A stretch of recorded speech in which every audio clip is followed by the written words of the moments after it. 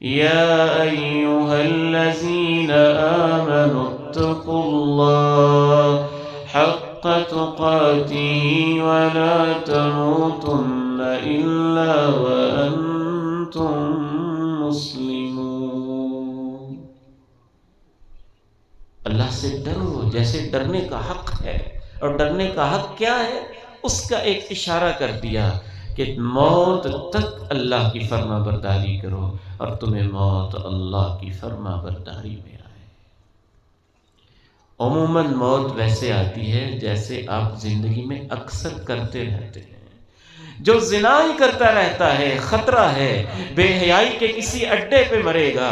جو ساری زندگی چوریاں کرتا رہا ہے خطرہ ہے، کسی چوک چراہے میں مرے گا۔ جو ڈاکے ڈالتا رہا ہے خطرہ ہے، ڈاکے کی حالت میں مر جائے گا۔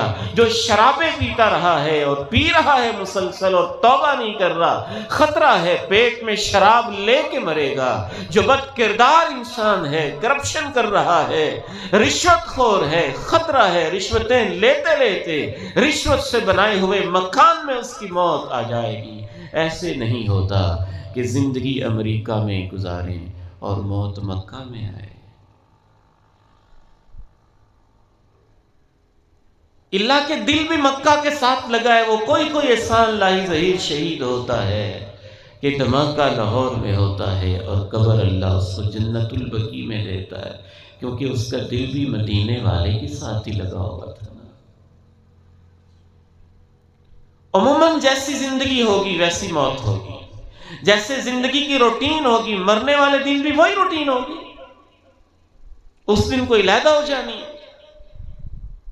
وہ مکہ کی ایک نوجوان بیٹی تھی، اس کی شادی کا دن تھا، رخصتی کا وقت تھا، لوگ پاس کھڑے ہوئے تھے، اور ان کا اصرار تھا کہ تم نماز لیٹ کر دو، لیکن وہ ضد پہ اتر آئی تھی، نہیں یہ نہیں ہو سکتا، پوری زندگی نماز پڑھی ہے، آج شادی والے دن میں نماز چھوڑ دوں؟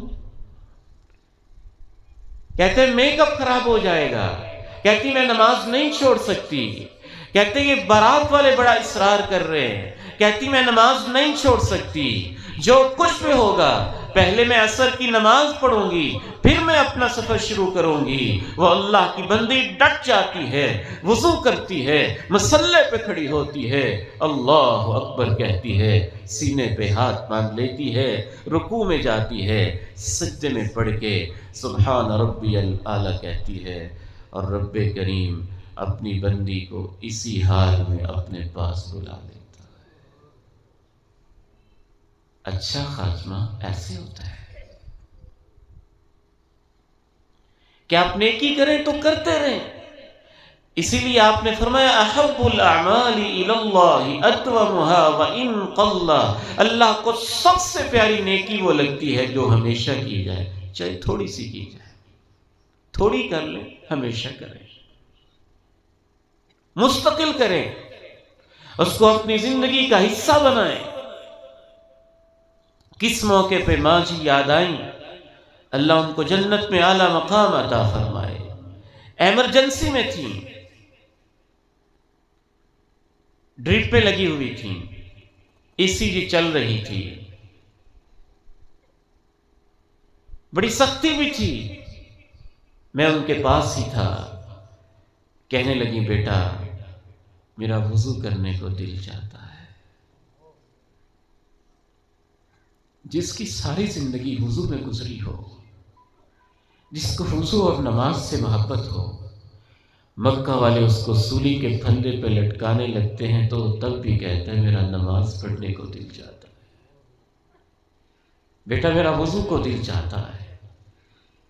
بہن کہتی ماں جی یہاں کیسے وضو ہو سکتا ہے، یہ ڈرپیں، یہ مشینیں اور یہ کچھ، اللہ میرے دل میں بات ڈالتا ہے۔ عبید الرحمن ماں پتہ نہیں کتنی بے چین ہے، یہ ڈاکٹر کی ڈرپیں کیا گارنٹی ہے کہ بچا لے گی، ان کی خواہش تو پوری کرو۔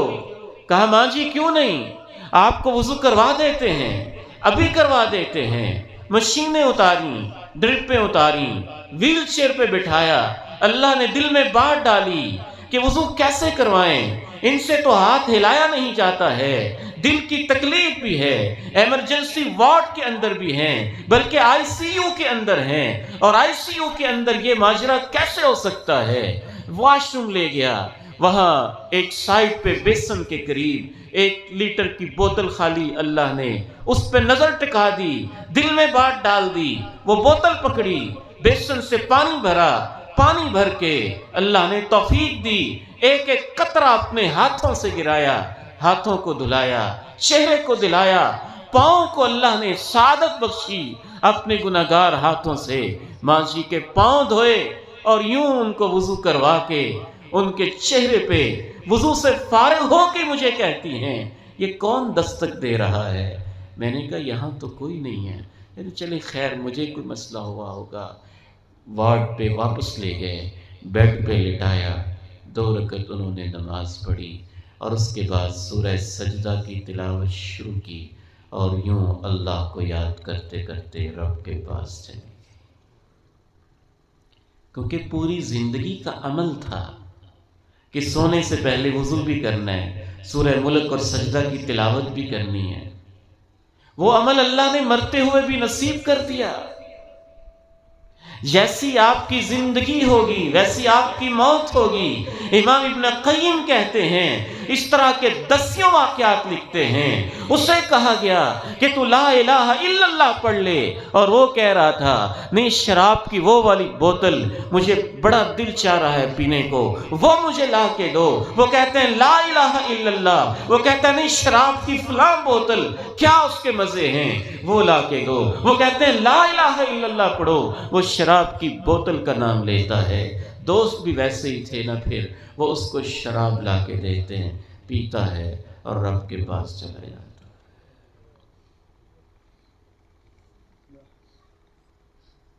میرے بیٹوں، میری بیٹیوں، بھائیوں، بہنوں، بزرگوں اور میری ماں،